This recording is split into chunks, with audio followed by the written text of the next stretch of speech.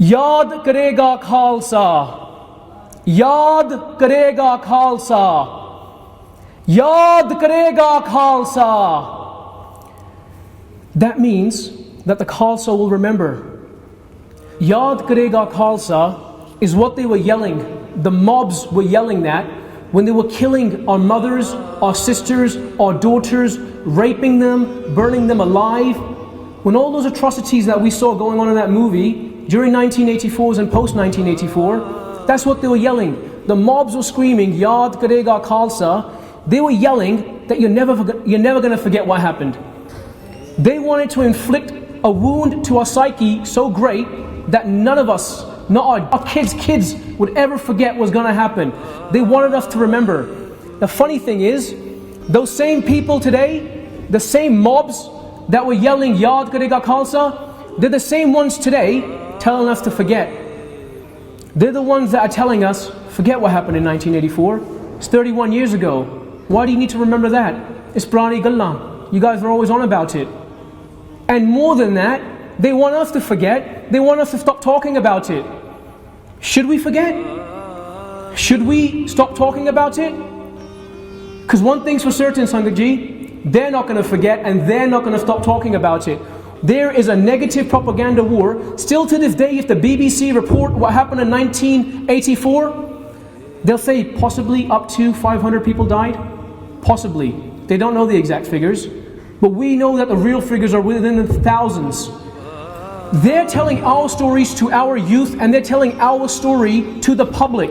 And everybody's buying it. We must remember what happened in 1984, talk about what happened in 1984, so we can tell our own story the correct way to our youth, to ourselves, and to the public.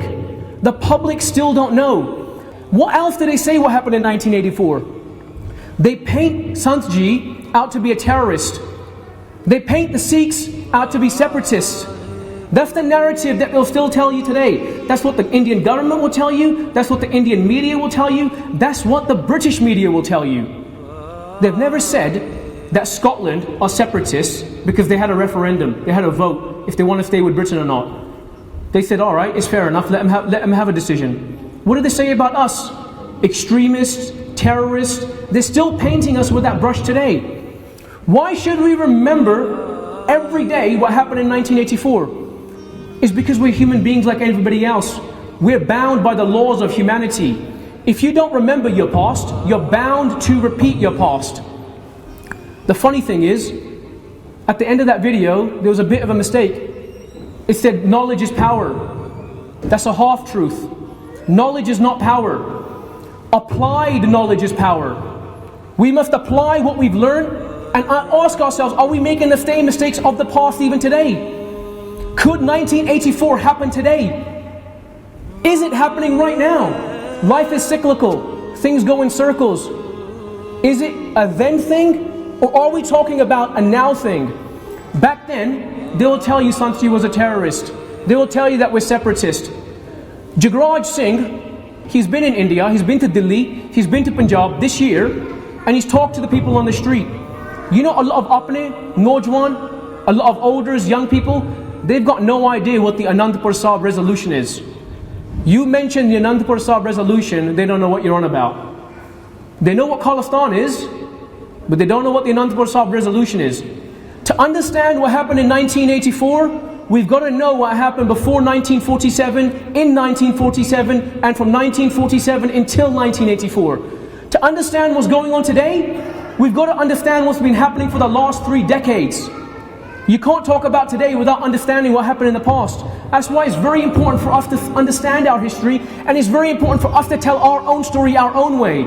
Whoever says that the Punjab police were having langar at Harmandir Sahib, whoever tells you that Hindus, Muslims, Sikhs were all there enjoying langar together, whoever tells you that you could go up and speak to Sant Ji, they paint it out like there was an imminent danger that the government had to go in and save something and something terrible would have happened. Sangat ji, there was no clear and present danger. If they saw that there's such terrible things going on over there, they could have surrounded it.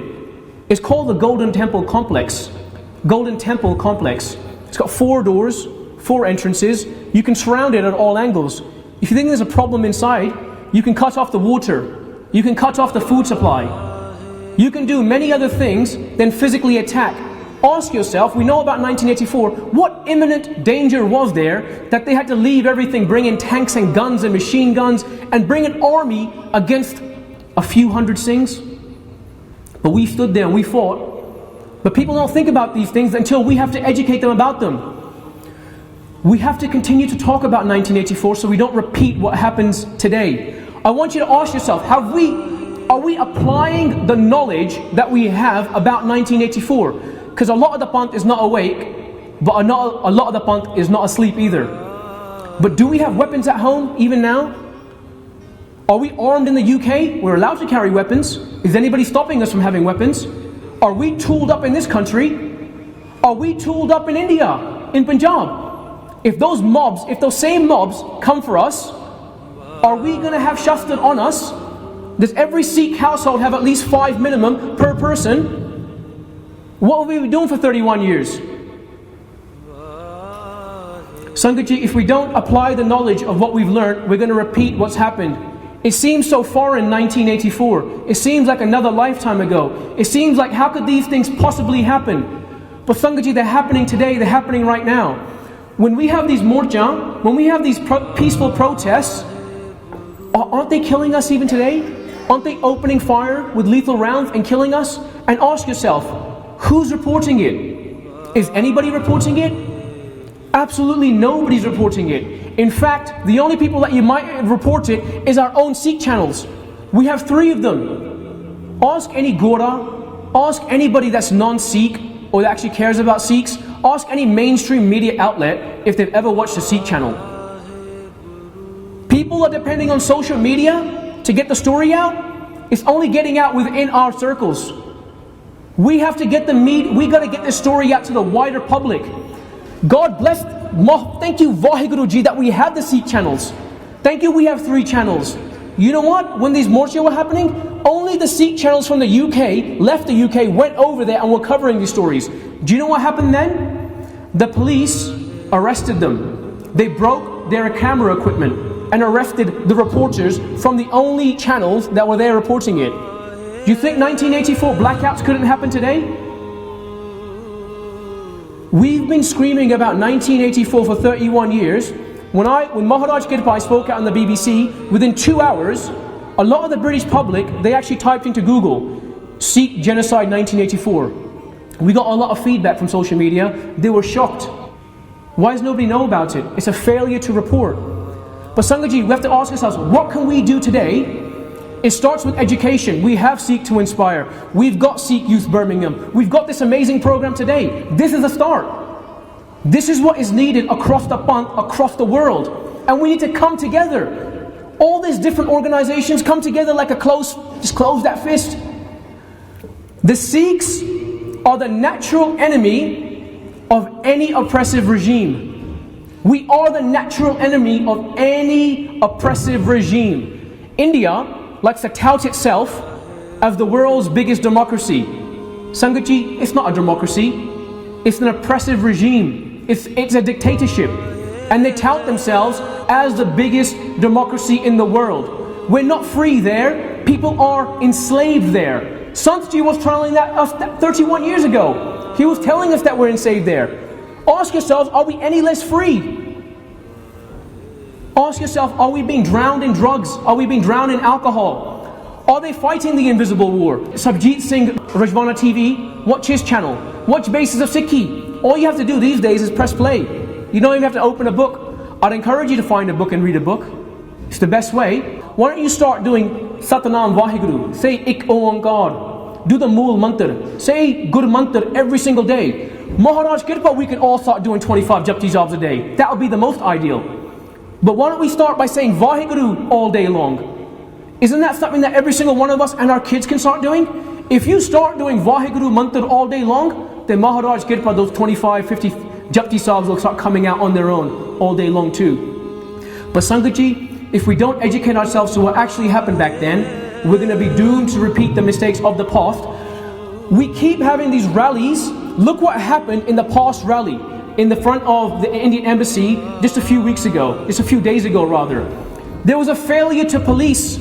The police did not do their job. They made it look like the Sikhs are crazy. They showed us on TV yelling, getting into fights, doing this, doing that. They made us seem so just crazy Sikhs with big turbans, big beards. Who knows what they're doing? And what did they do afterwards? About a week afterwards, they issue an apology. Oh, sorry, it was really our fault. We didn't police the situation correctly. We didn't know how holy your flag was to you. We thought we could take the Nishan Sahib, throw it on the ground and smack it in half.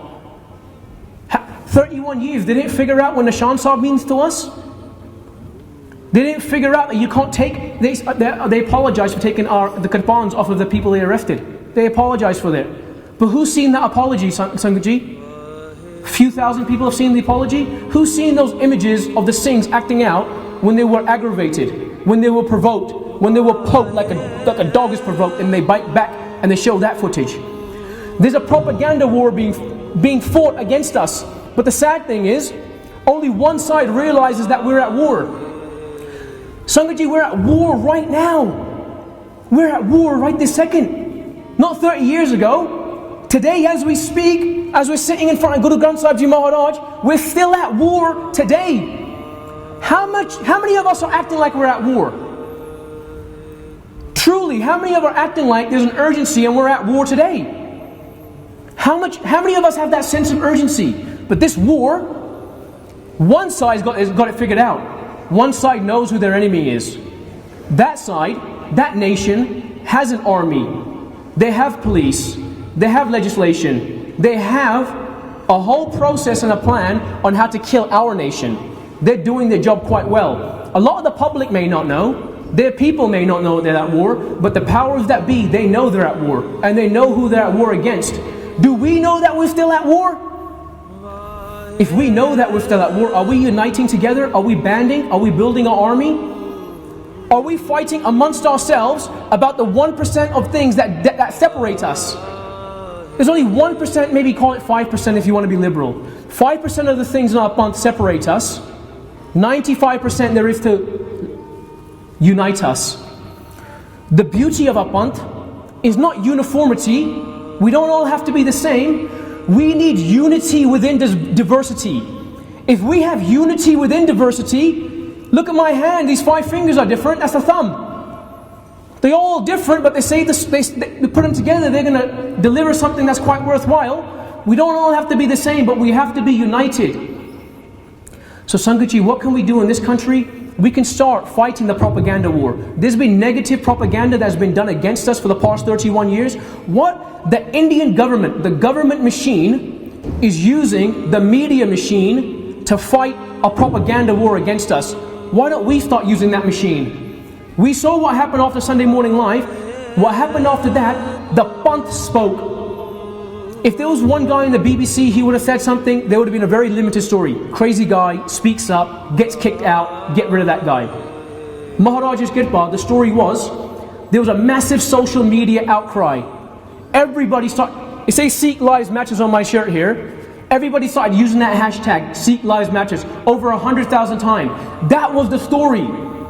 When the investigative journalists started figuring out that there's hundreds of thousands of people that are worried and saying the same thing, then they started clocking on, something's going on here. The British public, the non-Sikh public, they started tweeting, they started Facebooking, they started doing whatever they do to get noticed. And then their voices were heard. It was in over 21 publications, it was on ITV News, RT. All these people, then what they started saying was, something's going on in Punjab. Sikhs are dying in Punjab. They started referring to Guru Granth Sahib Ji Maharaj not only as a holy book, because Maharaj is not a holy book. If we can get the world to understand that the Torah is a holy book, the Bible is a holy book, the Quran is a holy book, and we should respect them, we should give respect to them, we shouldn't bash anybody's religion. But they claim to be nothing more than a holy book. They're quite happy being a holy book. Never have once we said Guru Granth Sahib Ji Maharaj is a holy book. That is our living Guru. That is Guru Nanak Dev Ji, that is Guru Gobind Singh Ji, that is Akal Put Vaheguru Ji himself. If we can get that message out to the public, then they start to understand why we protest and we're ready to die for our scriptures, our Guru Granth Sahib Ji Maharaj. Sangat Ji, what we can do here, I know we all have jobs, we have very busy lives, we can't do much, but we can all do something. We can start by educating ourselves. We can start by supporting people like Seek to Inspire, like Sikh Youth Birmingham, like Basics of Sikhi. Basics of Sikhi, I've put many videos explaining what's going on in Punjab. More than that, we have the first international Pacharik training academy outside of India. British born Sikhs teaching British born Sikhs and Sikhs born outside of India about Sikhi to become Pachariks. Do you know what Sant Ji's job was? Sant Jarnail Singh Ji Pindrawale, do you know what his job was? He was an educator. He was a Pacharik. Sant Ji was a Pacharik and he was the most dangerous man in the history of the Indian government. They feared him because he brought the knowledge. He was the truth. He spoke the truth and he joined people to the truth. People were leaving alcohol, cigarettes, drugs, pornography, all the wrong things. They were leaving that and they were being joined to their Guru. Sangat Ji, that's what we should be investing in. We should be investing in the people that are helping join the Panth together and educating the youth. We should be helping them, no matter which organization it is. Our Panth has enough maya. We have enough money. We're the hardest working Panth there is. Maharaj's Kirpa, I just want to say also, the Sikh Press Association. The Sikh Press Association has been set up so we can talk to the British public and the British press and the world media. If what happened on the BBC on Sunday Morning Live happened and we didn't have the Sikh Press Association, the correct narrative would not have got out. They would have painted me as a separatist and a terrorist too. But Maharaj's Kirpa, they were able to tell them the truth and the correct narrative got out there. So we need to tell our own story our own way. What normally happens is, if anything happens in our Panth around the world, the BBC or any other news agency, they'll go to the closest Gurdwara they can find, they'll go to the first parking lot, find the first guy with a turban and a beard. It doesn't matter if you speak Punjabi or English, throw a microphone in your face and say, this is what's happened, what do you think? And that will be the voice of the nation.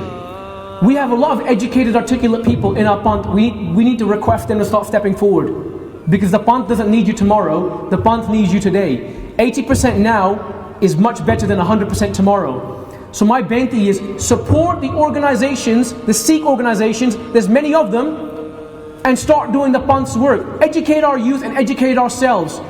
If we keep yelling about Khalistan, it's not going to happen. We've got to do the hard work to make Khalistan happen ourselves. There's a lot of work to be done. Join these protests, go out and yell Khalistan. But come back and do the work, the hard work that's needed so we can make it a reality. Deg! Deg! Deg! Panth ki! Raj karega! Raj karega! Khalistan! Khalistan! Khalistan! Vaheguru Ji ka Khalsa, Vaheguru Ji ki Fateh.